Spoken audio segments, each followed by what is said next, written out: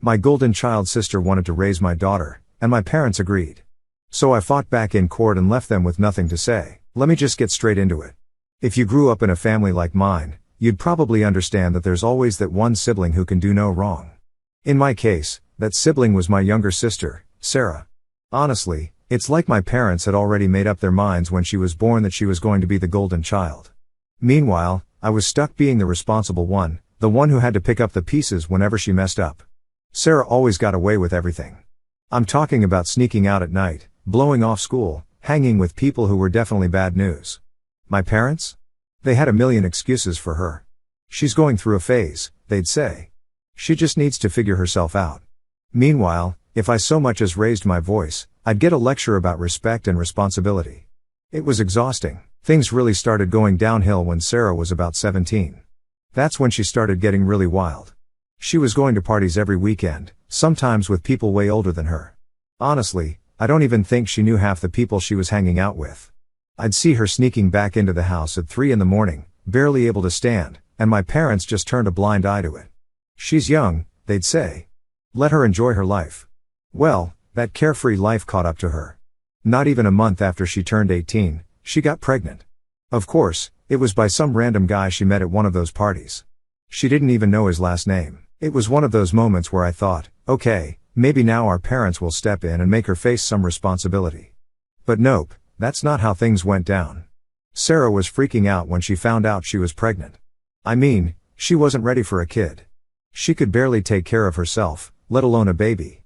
The first thing she said was that she wanted to get rid of it. She was adamant, she didn't want to be a mom. Honestly, I can't blame her for that. But my parents? They weren't having it. They're super religious and acted like having an abortion was the worst thing she could ever do. They pretty much forced her to keep the baby, despite how much she protested. I remember overhearing Sarah once, saying she'd just leave the baby on some random doorstep when it was born if that's what it took to get rid of it. It wasn't just teenage rebellion or anger, she really didn't want this kid and was willing to do whatever it took to avoid being tied down by a baby. Fast forward a few months, and Sarah gives birth to this tiny little baby girl, Emily. Now, most people think that when a mother sees her baby for the first time, something clicks, and they instantly fall in love. That didn't happen with Sarah. She barely looked at Emily. In fact, she left the hospital the day after giving birth and didn't even take Emily home with her. My parents brought the baby home while Sarah went off to, I don't know, find herself or something. That's when everything changed for me. I couldn't just sit by and watch this little baby, my niece, be treated like an unwanted burden. I wasn't exactly jumping at the idea of becoming a parent, but someone had to step up, and it sure as hell wasn't going to be Sarah. I made the decision to adopt Emily. I didn't even think twice about it. I wasn't going to let her grow up in a house where no one cared about her. Sarah didn't even put up a fight. She was more than happy to sign over her parental rights and walk away from it all. To her, it was like a huge weight had been lifted. Meanwhile, I was thrown into this whole new world of motherhood that I wasn't remotely prepared for. When I told my boyfriend at the time, Ryan, about my decision, he wasn't exactly thrilled. In fact, he was downright pissed. We'd been together for 3 years, and he made it clear from the beginning that he didn't want kids. When I told him I was adopting Emily, he gave me this ultimatum, him or the baby. Yeah, he really said that. Honestly, I didn't even have to think about it, I chose Emily. Ryan packed his stuff and walked out the door, and just like that, I was a single mom to a newborn baby. I'd be lying if I said it was easy, it wasn't at all. I was 21, trying to finish my last year of college, working part-time just to pay the bills, and now I had a baby who needed me 24/7. There were days I thought I was going to lose it. Emily would cry all night, and I'd have to be up at 7 in the morning for class. I was so exhausted that there were times I didn't even know what day it was. Then there was the money issue. Babysitters are expensive. I couldn't afford daycare, so I relied on friends or classmates to watch Emily when I had to go to school or work. Even then, it felt like I was barely scraping by. My parents were still busy trying to fix Sarah's mess, so they weren't much help. They'd babysit every now and then, but they were more concerned with Sarah's emotional well-being than actually supporting me. But you know what? Despite all the sleepless nights, the stress, and the feeling that my life had been flipped upside down, I didn't regret it, not for a second. Emily became my whole world. The first time she smiled at me, all the exhaustion and frustration melted away. It's hard to explain, but in those moments, it didn't matter how tired or broke I was. Emily needed me, and I was going to be there for her. As for Sarah, she didn't show any interest in Emily's life for years. She moved on, did her own thing, and barely even asked about her daughter. Honestly, that was fine by me, the less drama, the better. At that point, I thought things were finally settling down. I was figuring out how to balance school, work, and being a mom, and Emily was thriving. But of course, life has a way of throwing things at you when you least expect it. It wasn't long before Sarah decided she wanted to waltz back into Emily's life, stirring up all kinds of trouble. But I'll get to that later. For now, all you need to know is that becoming Emily's mom changed everything for me. I had no idea what I was doing, but I knew I wasn't going to let my niece grow up feeling unwanted, even if it meant sacrificing everything I thought my life would be like. After Ryan walked out and I adopted Emily, life got real, fast. You know, people always talk about how hard it is to be a single mom, but until you're actually in it, there's no way to understand how intense it really is. I thought I had a general idea of what I was signing up for, but I quickly found out I was completely wrong. Let's start with the basics. I was 21, still in college, and suddenly responsible for this tiny human who needed me for everything. It was like being thrown into the deep end of a pool without knowing how to swim. I barely had time to process the fact that I was now a single mom because every second was about keeping Emily fed, changed, and, hopefully, sleeping. Let me tell you, that kid did not like to sleep. Everyone told me, "Oh, newborns sleep a lot, you'll get some rest." Yeah, okay, maybe other people's babies do, but Emily? Nope, she was the lightest sleeper in the world. The second I thought I could close my eyes for 5 minutes, she'd wake up crying. I swear, I got so used to functioning on 2 or 3 hours of sleep that it felt like a luxury. On top of that, there was school. I was in my last year of college, and dropping out wasn't an option. I had to finish for both of us. But juggling full-time classes, homework, and taking care of Emily? That was a different beast. There were days I'd rush from a lecture to daycare to pick her up, then head to my part-time job. By the time I got home, I was so exhausted I didn't even have the energy to cook. It felt like my whole life was this constant cycle of feeding Emily, running to class, picking her up, working, and then doing it all over again. Honestly, it was like I was in survival mode, no time to think, just doing what I had to do to keep everything moving. The worst part wasn't even the lack of sleep or time, it was the isolation. My friends were off doing what normal 21-year-olds do, going out, planning for their careers, talking about vacations or concerts. Meanwhile, I was up at 3 in the morning with a crying baby and a pile of laundry I hadn't touched in days. I tried to keep up with my friends at first, but the invites started to slow down. I mean, I don't blame them. It's hard to relate to someone whose life revolves around diapers and teething when yours is about internships and bar crawls. I think the moment that hit the hardest was one night when I got a group text from my college friends, all talking about this big trip they were planning for after graduation. A week in Cancun, drinks, fun, everything I used to look forward to. And here I was, sitting in the bathroom with Emily in my arms, trying to get her to calm down after she woke up screaming. The reality of it all just kind of punched me in the face at that moment. That wasn't my life anymore. As tough as it was, I was also starting to get the hang of it. There were small victories, like the first time I managed to get Emily to sleep through the night. Well, okay, maybe not the whole night, but 5 straight hours felt like a miracle. Or the first time I got an A on an assignment I'd crammed for while Emily napped in the stroller next to me. It wasn't all bad. The connection I had with Emily was something I never expected. Like, the first time she smiled at me, genuinely smiled, it was like the world stopped for a second. All the sleepless nights, the stress, the doubts, they didn't disappear, but they felt a little less heavy in those moments. It was all worth it. There was one day that stands out. I had a huge exam, and I was stressed to the max. Emily was teething, so she was extra fussy. I had been up all night with her, trying everything I could to soothe her, and by morning, I felt like a zombie. I ended up taking her to daycare half an hour late, and by the time I got to my class, I was a wreck. I sat there, staring at the exam paper, and all I could think about was how I was failing at everything. School, motherhood, life in general. I didn't even care about the exam at that point. After class, I picked up Emily and headed home, fully prepared for another night of chaos. But something changed. When we got home, she was calmer. She wasn't crying, she wasn't fussy, she just looked at me with those big eyes and reached out for me. I held her close, and in that moment, I realized that even though I felt like I was drowning, Emily didn't see me as a failure. To her, I was her world. I was doing something right, even if it didn't always feel that way. That realization was like a switch flipping. I started letting go of the idea that I had to be perfect. I was never going to have it all figured out, and that was okay. I just had to keep going, Keep pushing for her. But as much as I was finding my rhythm with Emily, things with my family were still strained. My parents were more concerned with Sarah's healing process than helping me out. Every time I asked them for help, like, could you watch Emily for an hour so I can study? They'd come back with some excuse about how Sarah needed their attention or how they were too busy. The golden child syndrome was still alive and well.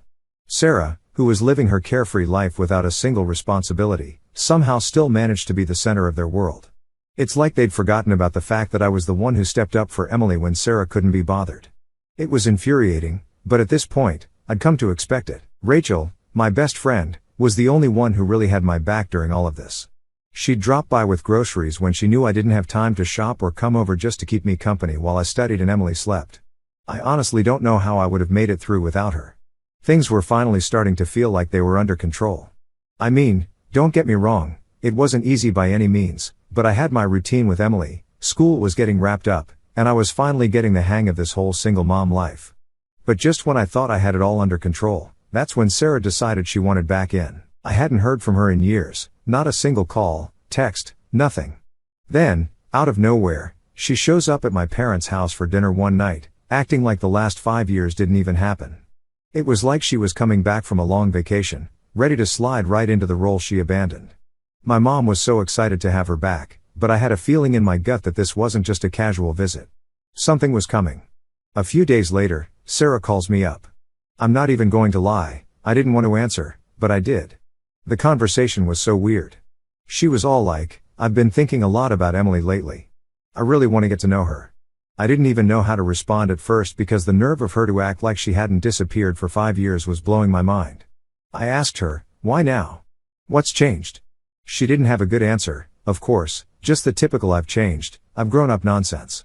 While part of me wanted to believe her, I wasn't stupid. I didn't trust her. At the same time, I didn't want to be the bad guy. I didn't want to be the person who kept Emily away from her biological mother, no matter how much I knew she didn't deserve to be called that. So, I agreed to let Sarah come over, not for Emily's sake, but because I wanted to see how serious she was about changing. If she really wanted to be a part of Emily's life, she'd have to earn it. But honestly, I wasn't holding my breath. When she came over for the first time, it was awkward. I mean, how do you reintroduce a woman to her biological daughter when the daughter doesn't even know she exists? I had told Emily before that Sarah was her birth mother, but I'd kept things simple because, let's face it, she was too young to understand all the complexities of that situation. To her, Sarah was just some random woman she'd never met. The first visit went about as well as you'd expect. Sarah tried to be all friendly, talking to Emily like they were old friends, but Emily wasn't having it. She was shy and stuck by my side the whole time. I mean, can you blame her? Sarah was practically a stranger, and kids are smart, they can sense when something's off. But here's where things started to get weird. After the first visit, Sarah kept coming back. At first, I didn't mind. I thought maybe it would be good for Emily to at least know her biological mom, even if Sarah had bailed on us before. But Sarah wasn't just coming by for short visits, she was hanging around longer and longer each time. It was like she was trying to ease herself back into a role she had no right to. She started bringing Emily gifts, new toys, clothes, even expensive stuff like tablets and gadgets. I mean, I appreciate a gift as much as anyone, but it felt off, like she was trying to buy her way into Emily's life. Emily didn't even need that stuff, she was happy with her dolls and crayons, but Sarah just kept piling on the gifts, almost as if she was trying to impress someone. It wasn't about Emily at all, it was about her ego. Then one day, Sarah drops the big question, do you think Emily could spend a weekend with me? I froze. I didn't know what to say. I mean, this is the same person who didn't even want Emily when she was born, and now she's asking to play weekend mom? I told her I'd think about it, but inside, I was screaming, no. There was no way I was letting Sarah take Emily, especially when she hadn't proven anything to me. I needed advice, so I called up Rachel. She knew the whole situation and was pretty much the only person who saw through Sarah's act. When I told her about the weekend request, she was furious on my behalf. She doesn't get to just waltz back in and act like she's some kind of hero, Rachel said. And she was right. Sarah hadn't done any of the hard work. She didn't stay up all night when Emily was sick or struggle to pay for daycare. She didn't raise Emily, I did. But my parents? Yeah, they were thrilled at the idea of Emily spending the weekend with Sarah. It'll be so good for them to bond, my mom said, like that was the answer to everything. I swear, it's like they just forgot the last 5 years ever happened. They didn't see the damage Sarah had done by leaving. All they saw was their golden child coming back, and they were ready to forgive and forget in an instant. The problem was, I wasn't ready to forget, and I sure as hell wasn't going to just hand Emily over to Sarah like she was owed something. I had to put my foot down, and I knew that wasn't going to go over well. When Sarah came over the next time, she brought up the weekend thing again. I looked her right in the eye and told her, I'm not comfortable with that. You've only just started coming around, and Emily doesn't even know you yet. Let's take this slow. She didn't take it well at all. She got all defensive, saying things like, I'm her real mom. I have a right to spend time with her. That hit a nerve, and I snapped back, you gave up that right the day you walked away. The look on her face, pure shock, like she couldn't believe I was standing up to her. She stormed out of the house, and I thought, well, that's the end of that.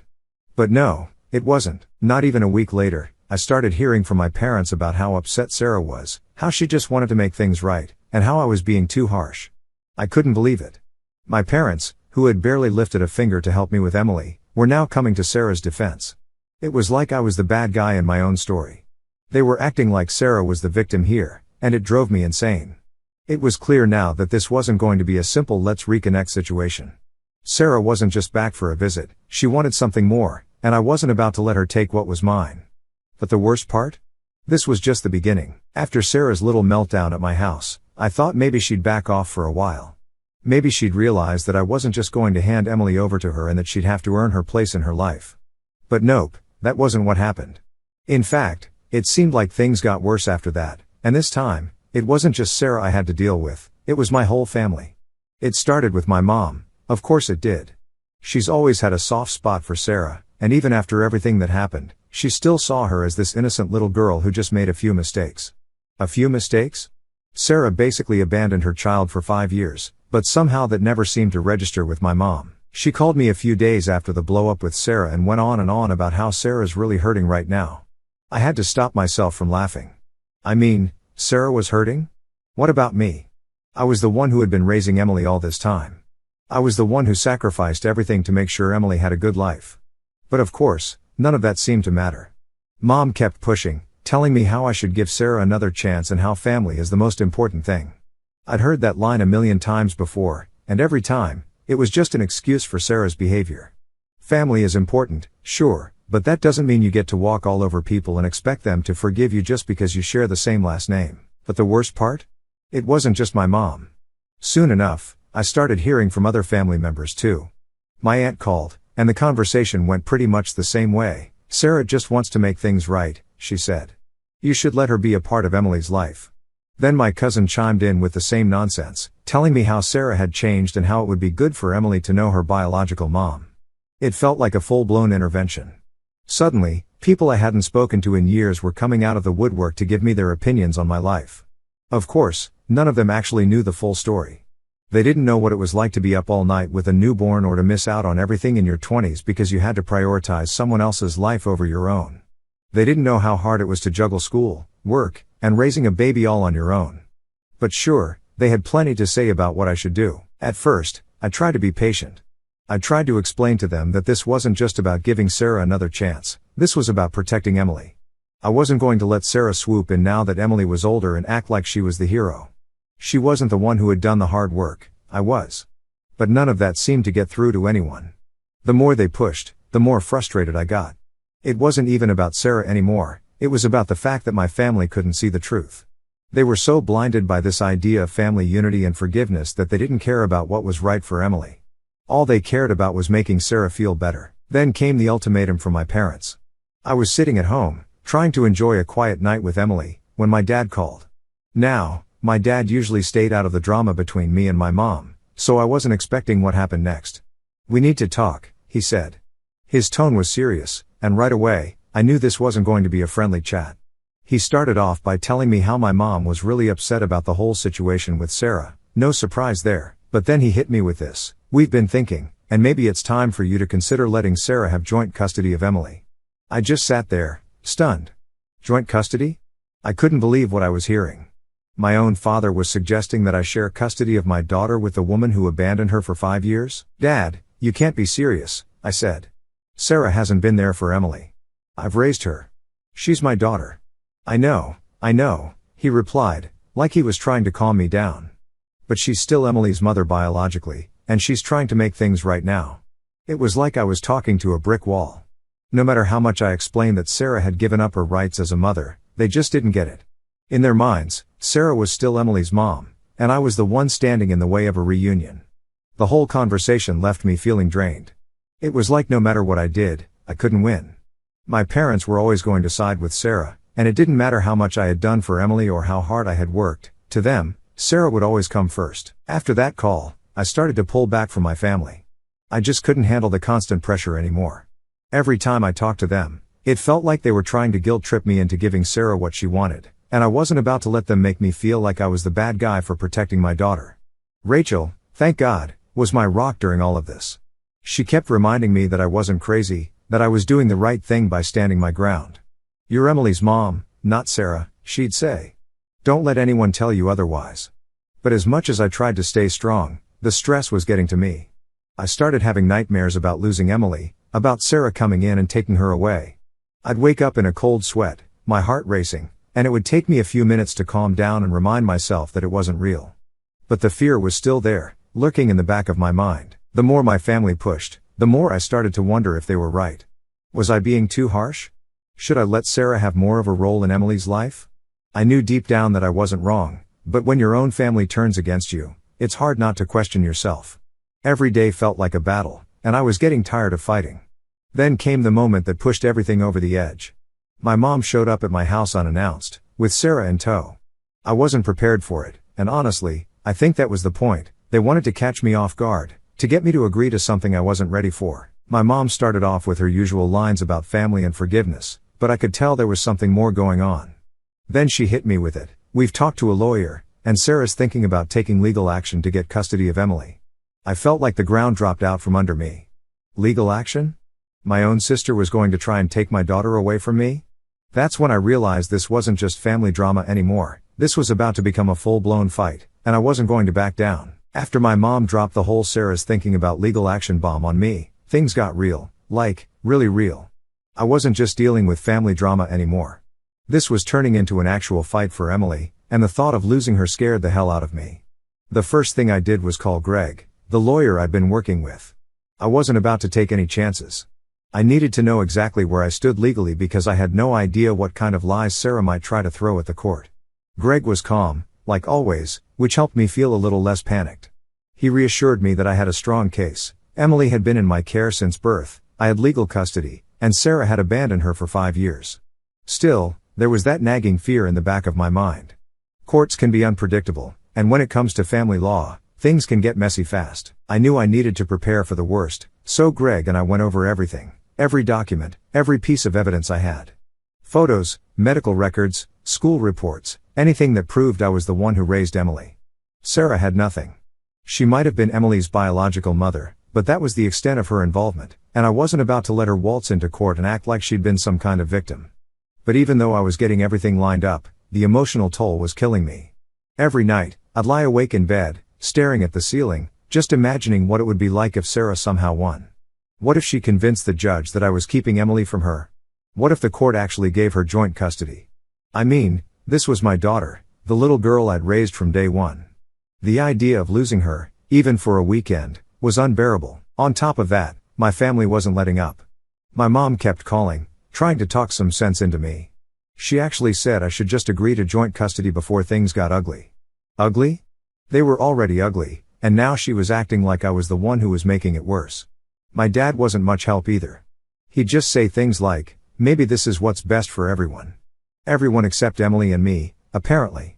And then, as if things couldn't get worse, Sarah had the nerve to start showing up at Emily's school.